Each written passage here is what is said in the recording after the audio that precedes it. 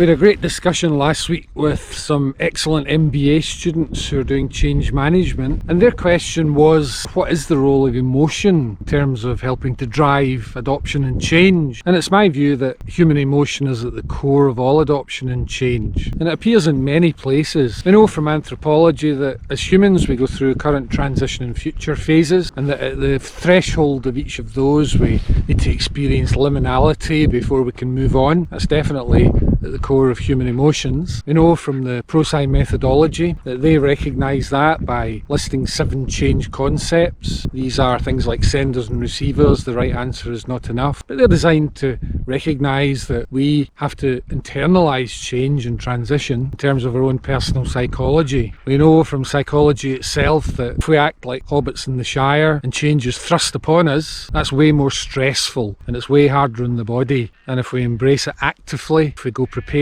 You know, also from psychology, as Jung said, even when I'm dealing with empirical data, I'm necessarily talking about myself. Finally, we know that the concept of transition is absolutely critical to achieve when we're doing change. As Bridges said, without a transition, a change is just a rearrangement of the furniture. And finally, and possibly most importantly, practically with organisations, we know that ADKAR is founded upon the fact that we make personal decisions to embrace, adopt and use a new way of working or a change only by going through the 5 ADKAR steps: awareness, desire, knowledge, ability and reinforcement. And that's an intensely personal journey.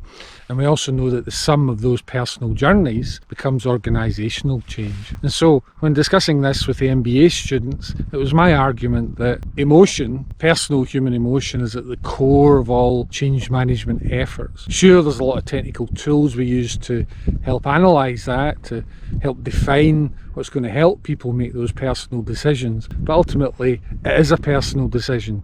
And if you think about what makes you, what makes I make a personal decision, then it's much more complicated than technology. So it was a great question from the students, and it was a great discussion to have with them. Hope that helps.